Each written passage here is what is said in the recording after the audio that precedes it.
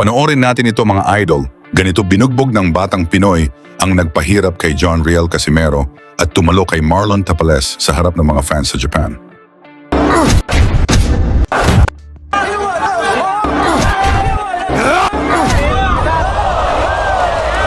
Usapang boxing, palitan ng mga malalakas na kamao. Sa Japan, maraming batang boksingero ang pumapasok sa Korakuen Hall na may dalang malaking pangarap.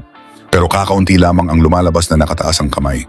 Dahil sa loob ng makasaysayang arena na ito, hindi lamang isang kalaban ang kailangan mong talunin. Kailangan mo ring harapin ang kanyang karanasan, ang suporta ng buong crowd, at ang matinding pressure ng pakikipaglaban sa teritoryong hindi iyo. Noong Agosto 16, 2026, isang batang Pilipino ang pumasok sa Korakuen Hall bilang underdog. Tahimik, hindi gaanong pinapansin, pero may dalang kapangyarihang kayang gumulat sa buong Japan. Ang kanyang pangalan, Alex Santissima Jr. Dala niya ang 13 panalo at 7 knockout. Pero sa kabilang sulok ay naghihintay ang isang lalaking matagal nang napatunayan ang kanyang pangalan sa pinakamataas na antas ng boxing. Si Yukinori Oguni, isang dating IBF Super Bantamweight World Champion. Isang veteranong nakakasabay ni John Riel Casimero.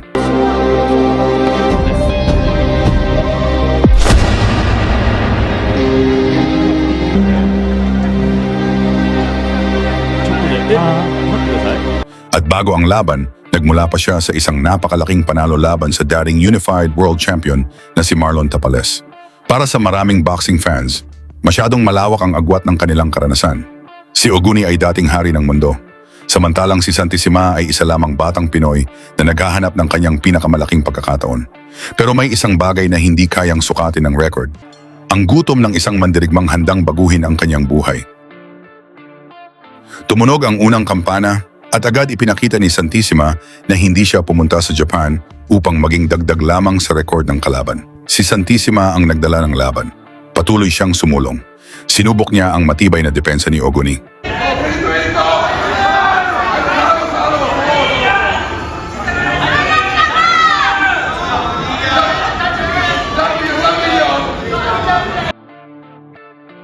Sa round 2, nagpakawala si Santissima ng mga jab at mabilis na kombinasyon habang pinipilit ang Hapones na lumaban ng paatras. Nagulat ang veterano dahil sa halip na kabahan, walang takot na sinalubong ng batang Pinoy ang bawat palitan.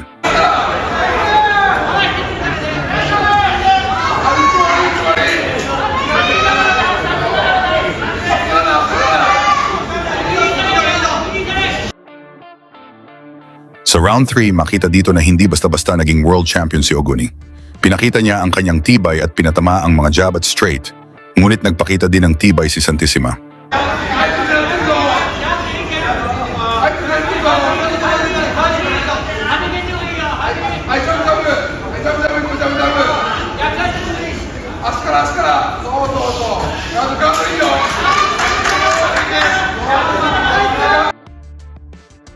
Sa ika-4 na round, nagsimula bumawi si Oguni. Ginamit niya ang kanyang karanasan. Pinabagal niya ang takbo ng laban at nagpakawala ng mabibigat na kombinasyon. Sa ilang sandali, tila unti-unti na niyang nababawi ang kontrol.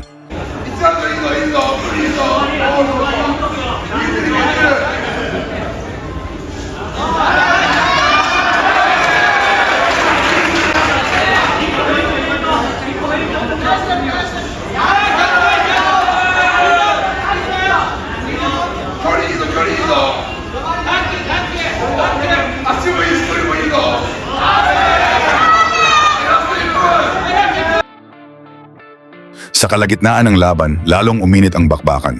Bawat suntok ay may sagot. Bawat pag-atake ay may kapalit. Pero sa gitna ng matinding palitan, nanatiling kalmado si Santissima. Alam niyang hindi niya kailangang magmadali.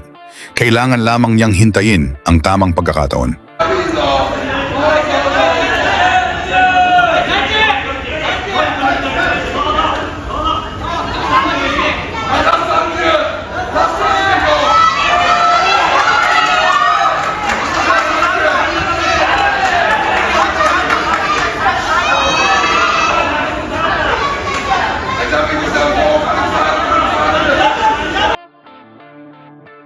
Pagsapit ng ika-6 na round, nabasa na ng batang Pinoy ang galaw ng dating kampeon. Nakita niya ang maliliit na butas sa depensa ni Oguni.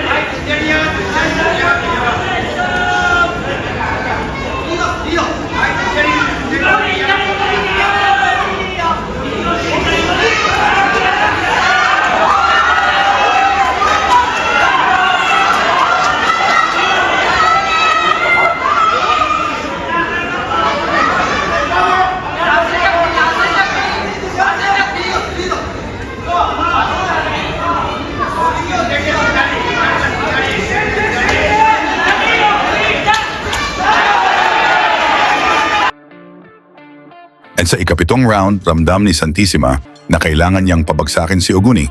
Para masigurado ang panalo, nagbigay siya ng pressure. Patuloy niyang itinulak pa atras ang Hapones. Unti-unting nawala ang kontrol ng veterano. At unti-unti namang lumakas ang kumpiyansa ng Pinoy.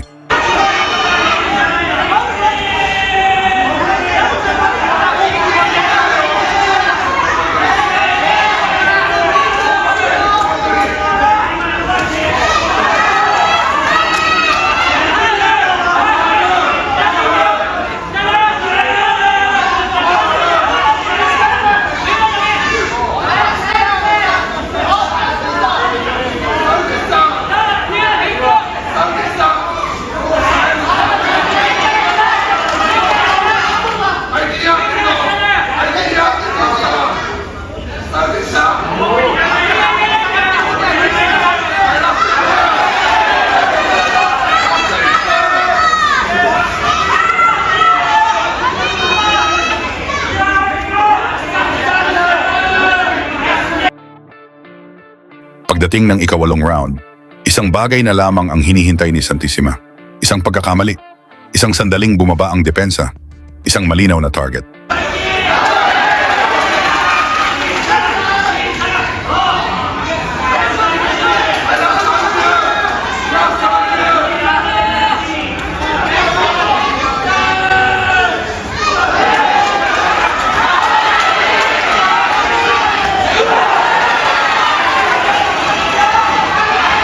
At nang dumating ang pagkakataong iyon, hindi siya nagdalawang isip. Kumawala ang isang napakalakas na kanang kamay. Malinis ang tama, biglang nayanig si Oguni.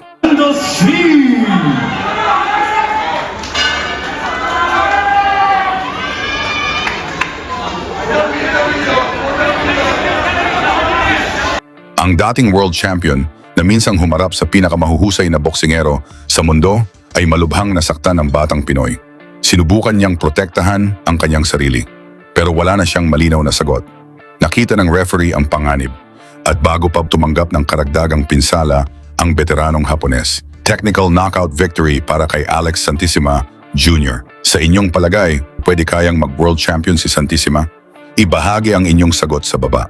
At isama rin ang inyong lugar upang malaman natin kung hanggang saan umabot ang suporta para sa batang Pinoy na si Santissima. Lagi niyong sundan, huwag magpapahuli. Pag-usapan ay bakbakan, balita niya at laban. Mga Pinoy na di nagpapagapi. Salamat sa mga suporta na lagi nandyan.